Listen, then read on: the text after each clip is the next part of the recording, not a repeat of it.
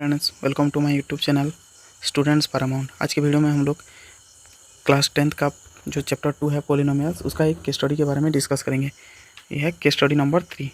तो इसमें एक दिया है, एक basketball and soccer are played with a spherical ball even though an athletes dribbles the ball in both sports. A basketball player use his hands and a soccer player use his feet. तो एक football का दिया है, एक और मतलब एक basketball का दिया है। एक में हाथ का यूज किया जाता है, एक में पैर का यूज किया जाता है, लेकिन दोनों में ही अगर हम लोग देखेंगे तो एक प्रोजेक्टाइल के फॉर्म में मूव करता है। प्रोजेक्टाइल होने से ऐसे कर्व शेप में जो जा रहा है, इसको हम लोग प्रोजेक्टाइल बोलते हैं।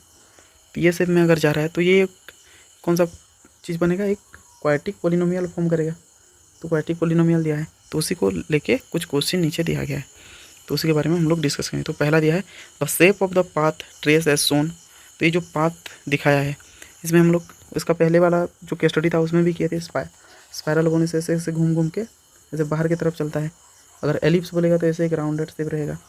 लीनियर बोलने से एक स्ट्रेट लाइन रहता है, और पैराबोला बोलने से ऐसे कर्व शेप में, अगर ऊपर से नीचे या फिर नीचे से ऊपर रहेगा। तो हमारा जो पहला ऑप्शन होगा, जो पहला आंसर है वो है ये वाला, पैराबोला हो जाएगा। ये एक पैराबोलिक शेप, अगर ऊपर से नीचे या फिर नीचे से ऊपर गया है तो वो पैराबोलिक शेप का रहता है। नेक्स्ट क्वेश्चन नंबर 2 में दिया, तो graph of parabola opens upward.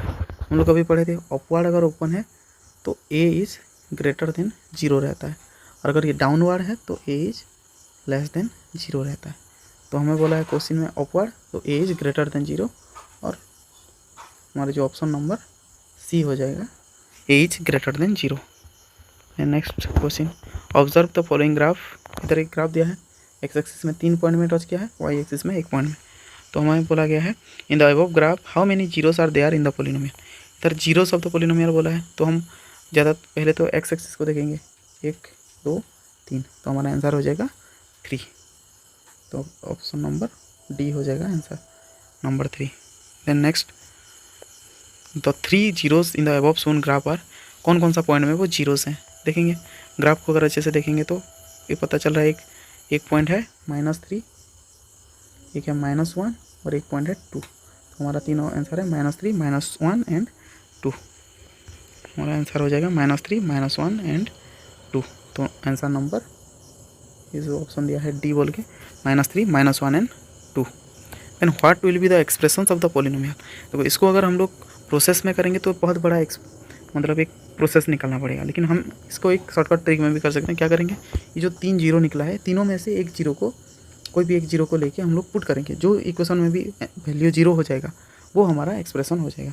तो मान लो इधर हम लोग 2 को पुट कर रहे हैं, 2 को ऑप्शन लेके पुट कर रहे हैं। पहला इक्वेशन में पुट करेंगे, 2 2 जा 4 2 जा 8, 8 + 8 -5 2 जा 10 -6।